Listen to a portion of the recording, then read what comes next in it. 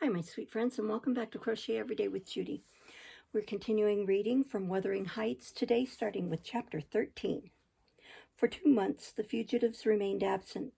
In those 2 months, Mrs. Linton encountered and conquered the worst shock of what was denominated a brain fever.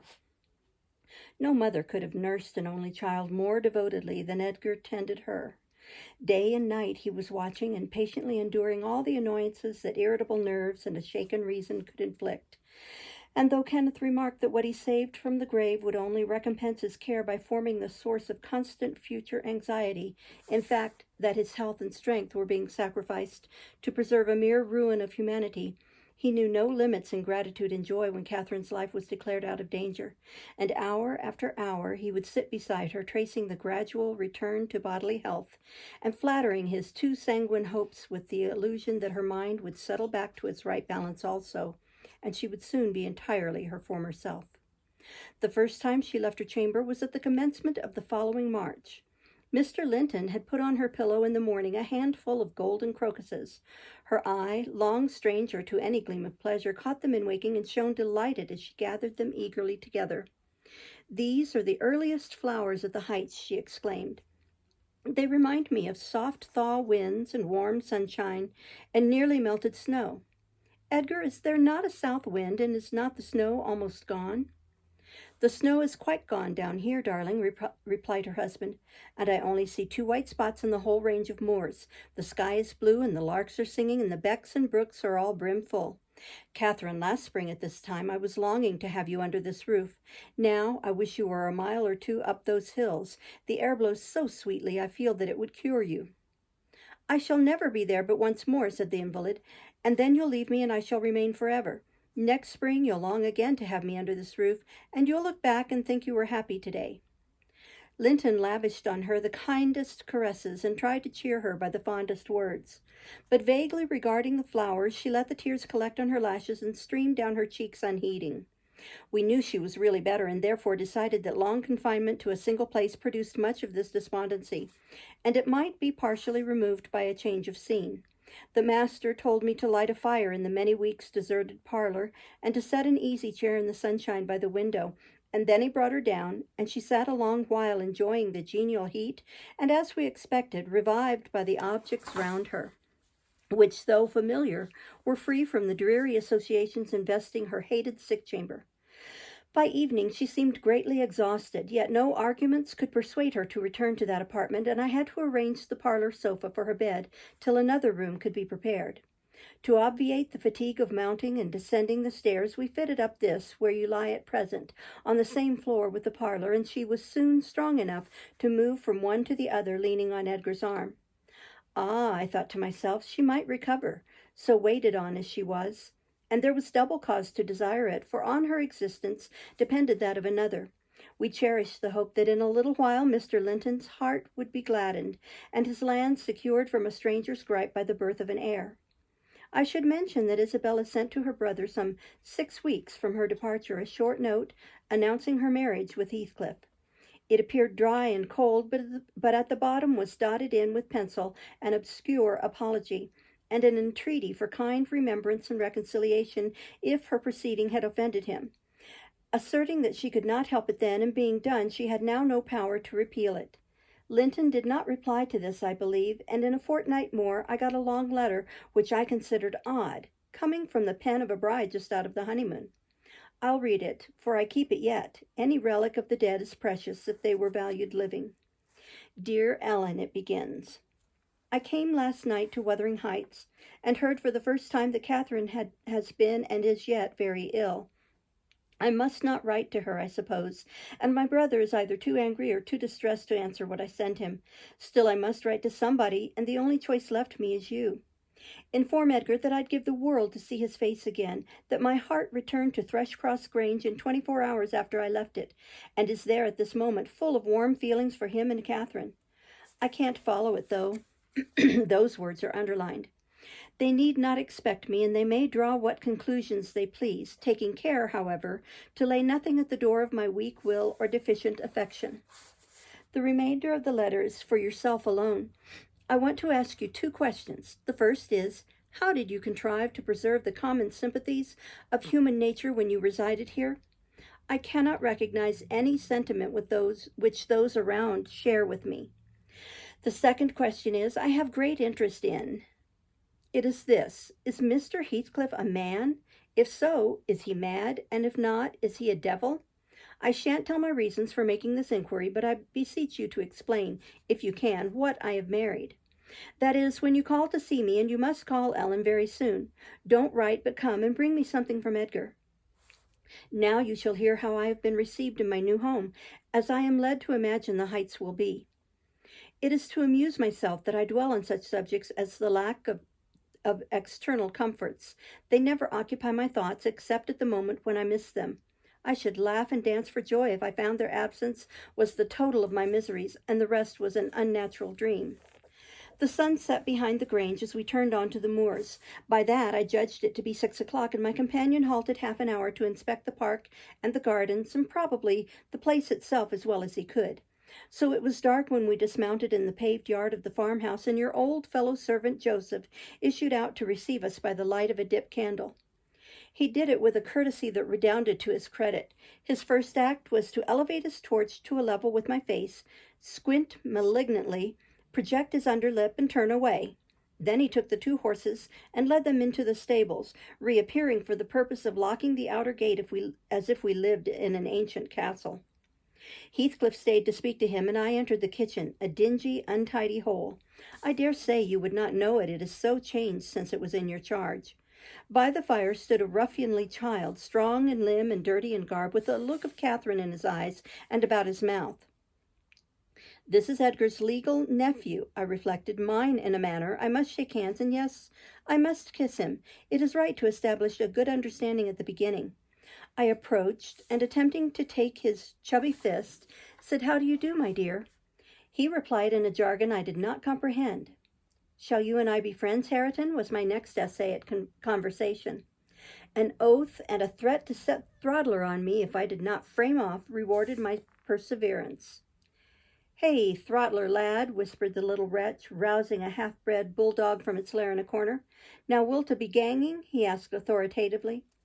Love for my life urged to compliance. I stepped over the threshold to wait till the others should enter.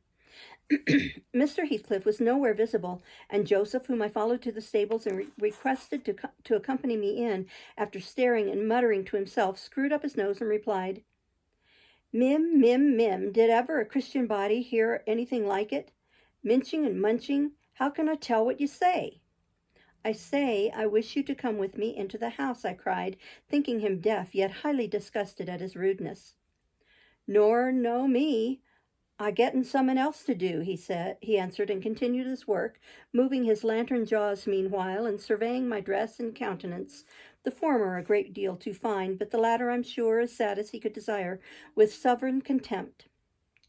I walked round the yard and through a wicket to another door, at which I took the liberty of knocking, in hopes some more civil servant might show himself. After a short suspense, it was opened by a tall, gaunt man without neckerchief and otherwise extremely slovenly. His features were lost in masses of shaggy hair that hung on his shoulders, and his eyes, too, were like a ghostly Catherine's, with all their beauty annihilated. "What's your business here?" he demanded grimly. "Who are you?" "My name was Isabella Linton," I replied. "You've seen me before, sir. I'm lately married to Mr. Heathcliff, and he has brought me here, I suppose by your permission." "Is he come back, then?" asked the hermit, glaring like a hungry wolf. "Yes, we came just now," I said, "but he left me by the kitchen door, and when I would have gone in, your little boy played sentinel over the place and frightened me off with the help of a bulldog." "It's well the hellish villain has kept his word," growled my future host, searching the darkness beyond me in expectation of discovering Heathcliff, and then he indulged in a soliloquy of execrations and threats of what he would have done had the fiend deceived him. I repented having tried this second entrance, and was almost inclined to slip away before he finished cursing, but ere I could execute that intention, he ordered me in and shut and refastened the door. There was a great fire, and that was all the light in the huge apartment, whose floor had grown a uniform gray, and the once brilliant pewter dishes which used to attract my gaze when I was a girl partook of a similar obscurity, created by tarnish and dust. I inquired whether I might call the maid and be conducted to a bedroom. Mr. Earnshaw vouchsafed no answer. He walked up and down with his hands in his pockets, apparently quite forgetting my presence, and his abstraction was evidently so deep and his whole aspect so misanthropical that I shrank from disturbing him again. You'll not be surprised, Ellen, at my feeling particularly cheerless, seated in worse than solitude on that inhospitable hearth, and remembering that 4 miles distant lay my delightful home, containing the only people I loved on earth, and there might as well be the Atlantic to part us instead of those 4 miles.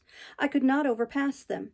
I questioned with myself, where must I turn for comfort? And mind you don't tell Edgar or Catherine. Above every sorrow beside, this rose preeminent. Despair at finding nobody who could or would be my ally against Heathcliff. I had sought shelter at Wuthering Heights almost gladly, because I was secured by that arrangement from living alone with him.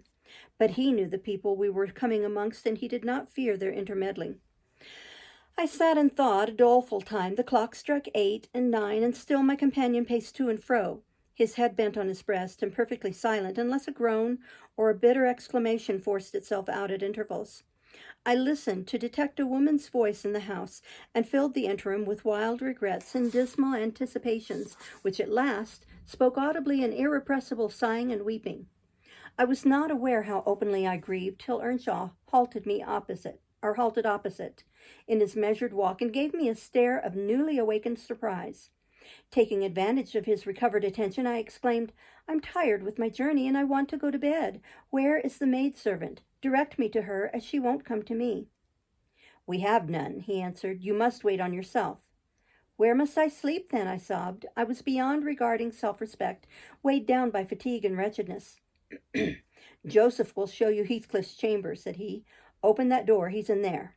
I was going to obey, but he suddenly arrested me and added in the strangest tone, "Be so good as to turn your lock and draw your bolt. Don't omit it." "Well," I said, "but why, Mr. Earnshaw?"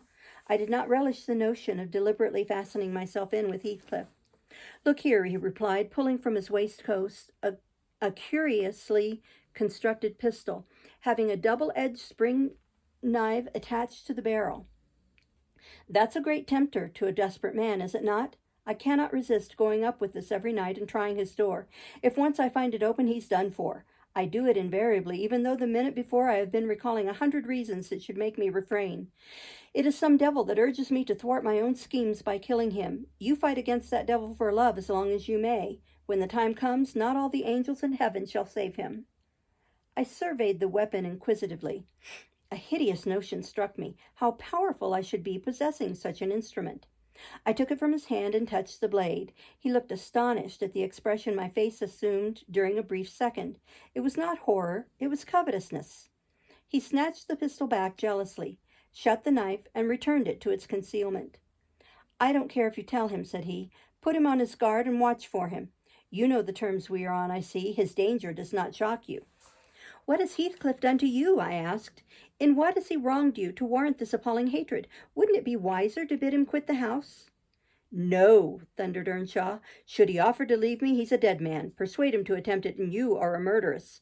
Am I to lose all without a chance of retrieval? Is Hareton to be a beggar? Oh, damnation, I will have it back, and I'll have his gold too, and then his blood, and hell shall have his soul. It will be 10 times blacker with that guest than ever it was before." "You've acquainted me, Ellen, with your old master's habits. He is clearly on the verge of madness. He was so last night, at least." I shuddered to be near him, and thought on the servant's ill-bred moroseness as comparatively agreeable. He now recommenced his moody walk, and I raised the latch and escaped into the kitchen. Joseph was bending over the fire, peering into a large pan that swung above it, and a wooden bowl of oatmeal stood on the settle close by. The contents of the pan began to boil, and he turned to plunge his hand into the bowl. I conjectured that this preparation was probably for our supper, and being hungry, I resolved it should be eatable, so crying out sharply, "I'll make the porridge," I removed the vessel out of his reach and proceeded to take off my hat and riding habit. "Mr. Earnshaw," I continued, "directs me to wait on myself. I will. I'm not going to act the lady among you for fear I should starve." "Good Lord," he muttered, sitting down and stroking his ribbed stockings from the knee to the ankle. "If they's to be fresh offerings, just when I get used to 2 masters, if I mun have a mistress set over my head, it's like time to be flitting. I never did think to say today, I'm sorry, this is hard to read. It mud lave the old place, but aught that it's nigh at hand. This lamentation drew no notice from me. I went briskly to work, sighing to remember a period when it would have been all merry fun, but compelled speedily to drive off the remembrance. It racked me to recall past happiness, and the greater peril there was of conjuring up its apparition, the quicker the thimble ran round, and the faster the handfuls of meal fell into the water. Joseph beheld my style of cookery with growing indignation. "There," he exclaimed, "Hareton, thou wilt sup thy porridge tonight. There'll be no bad lumps as big as your knave. There again, I'd fling a bowl and all if I were you. There, pail to gulp off, and then you'll have done with it. Bang, bang, it's a mercy the bottom isn't deaved out." It was rather a rough mess, I own, when poured into the basin. 4 had been provided, and a gallon pitcher of new milk was brought from the dairy, which Hareton seized and commenced drinking and spilling from the expansive lip. I expostulated, and desired that he should have his in a mug, affirming that I could not taste the liquid treated so dirtily. The old cynic chose to be vastly offended at this nicety, assuring me repeatedly that the barn was every bit as good as I and every bit as wholesome, and wondering how I could fashion to be so conceited. Meanwhile, the infant ruffian continued sucking and glowered up at me defyingly as he slavered into the jug. "I shall have my supper in another room," I said. "Have you no place you call a parlor?" "Parlor," he echoed sneeringly. "Parlor. Nay, we've no parlor. If you don't like we're company, they's masters, and if you don't like masters, they's us." "Then I shall go upstairs," I answered. "Show me a chamber."